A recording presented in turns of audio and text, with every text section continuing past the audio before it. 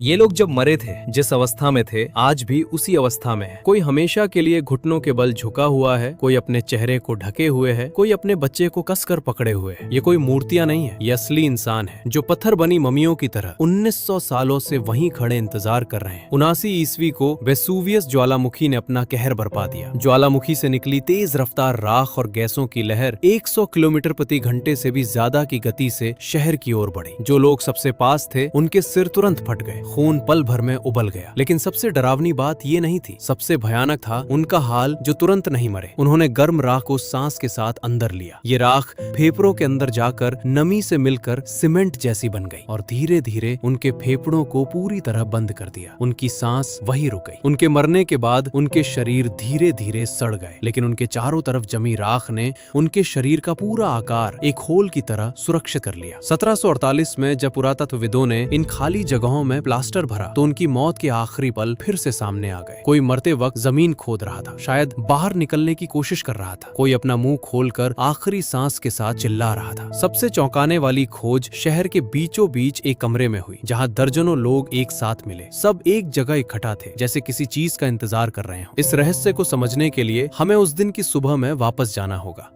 24 अगस्त 79 ईस्वी, पोम्पेई शहर। करीब 20,000 लोगों की आबादी वाला ये शहर धीरे धीरे जाग रहा था। बेकरी वाले सुबह से ही आटा गूंद रहे थे। सड़क किनारे दुकानदार अपनी दुकानें सजा रहे थे।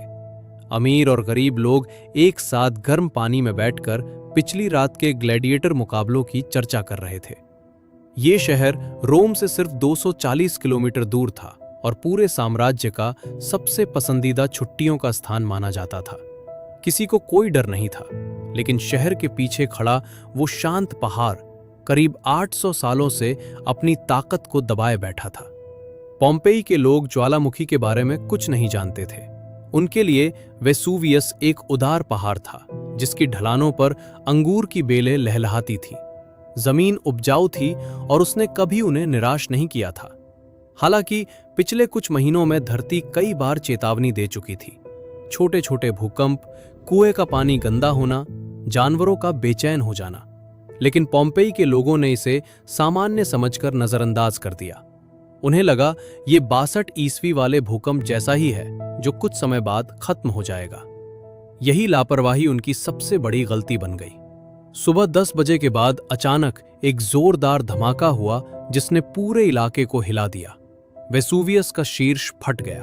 एक काले धुएं का विशाल स्तंभ आसमान को चीरता हुआ करीब 20 किलोमीटर ऊपर तक चला गया। हर सेकंड लाखों टन ज्वालामुखीय पदार्थ हवा में फेंका जा रहा था। दिन अचानक रात में बदल गया। जलते हुए पत्थर ओलों की तरह आसमान से गिरने लगे। पोम्पेई की सड़कों पर अफरा तफरी मच गई। किसी को समझ नहीं आ रहा था कि किस दिशा में भागना है। उनके पैरों के निशान जो उस समय बने, वो आने वाले लगभग 2000 सालों तक राख में हमेशा के लिए कैद हो गए। कुछ लोगों ने सही फैसला लिया। वे बिना कुछ बोले उत्तर की ओर भागे और शहर से बाहर निकल गए। ये वही लोग थे जो बच गए। लेकिन जो लोग पीछे रह गए, उनके अपने अपने कारण थे। कोई जमीन के नीचे छिपे पैसे निकालना चाहता था, कोई अपने परिवार का इंतजार कर रहा था, तो कोई सोच रहा था कि घर के अंदर रहना बाहर से ज्यादा सुरक्षित है। उन्हें ये नहीं पता था कि बचने का रास्ता अब हमेशा के लिए बंद हो चुका है। पत्थरों और राख की परतें लगातार जमा होती गई। सड़कों के रास्ते बंद हो गए, दरवाजे जाम हो गए और फिर पूरा अंधेरा छा गया। ऐसा अंधेरा जिसमें मशाल की रोशनी भी सिर्फ पैरों के पास थोड़ी सी जगह को ही रोशन कर पा रही थी। पूरा शहर एक बंद जाल में बदल चुका था। और फिर उस अंधेरी रात और सुबह के बीच असली मौत आई। ज्वालामुखी से निकली भयानक लहर, जिसे पायरोक्लास्टिक फ्लो कहा जाता है, ये आग नहीं थी, न ही लावा, बल्कि ये बेहद गर्म जहरीली गैस, राख और टूटे हुए पत्थरों का एक घातक बादल था, जो पहाड़ से 100 किलोमीटर प्रति घंटे से भी ज्यादा की रफ्तार से नीचे की ओर गिरा। इतनी तेज और खतरनाक कि प्राचीन रोमन लोगों के पास इसे बयान करने के लिए शब्द तक नहीं थे। इसका तापमान 250 से 900 डिग्री सेल्सियस तक था और इसकी गति आवाज से भी तेज थी। जो लोग ज्वालामुखी के सबसे करीब थे, उनके सिर इस भीषण गर्मी से तुरंत फट गए। ये कोई कल्पना नहीं बल्कि असली फॉरेंसिक रिकॉर्ड है। और जो लोग शहर के बीचों बीच थे, उन्होंने जिस हवा को सांस में लिया उसका तापमान भी करीब 250 डिग्री था। उनके फेफड़े एक ही सांस में जलकर खत्म हो गए। पूरा ये खौफनाक मंजर कुछ ही मिनटों में खत्म हो गया। इसी तरह पोम्पेई हमेशा के लिए दब गया। पूरा शहर और वहां रहने वाले करीब 20,000 लोगों की जिंदगी कई मीटर मोटी राख के नीचे दफन हो गई और लगभग 1700 सालों तक दुनिया से गायब रही। 1748 में जब नहर खोद रहे मजदूरों के औजार किसी चीज से टकराए तो धीरे धीरे एक पूरी दुनिया सामने आने लगी। सजावटी फर्श, दीवारों पर बनी पेंटिंग्स, टेबल पर रखे बर्तन, सब कुछ लगभग वैसा ही था जैसा उस दिन था। पुरातत्वविद जब अंदर गए तो उन्होंने पाया कि शहर लगभग जस का तस सुरक्षित था। रोटी अब भी भट्टी में थी, बस जलकर कोयला बन चुकी थी। दीवारों पर चुनावी नारे और प्रेमियों की लिखी बातें अब भी मौजूद थी। एक आदमी जिसका नाम सक्सेसस था, उसने दीवार पर लिखा था कि वो एक वेट्रेस इरिस से प्यार करता है। दूसरे आदमी ने जवाब दिया कि उसे उसकी कोई परवाह नहीं। फिर सक्सेसस ने पलटकर जवाब दिया, उनकी ये बहस 2000 सालों से दीवार पर जमी हुई है और आज तक खत्म नहीं हुई। लेकिन सबसे ज्यादा हैरान करने वाली चीज वो खाली जगह थी। 1863 में पुरातत्वविदों ने ज्वालामुखी की राख में कुछ अजीब खाली जगहें देखी। ये उन इंसानी शरीरों के सड़ने के बाद बची हुई आकृतियां थीं। उन्होंने उन खाली जगहों में तरल प्लास्टर भरा। जब प्लास्टर जम गया और ऊपर की परत हटाई गई तो वहां सिर्फ हड्डियां नहीं बल्कि पूरा इंसान सामने आ गया।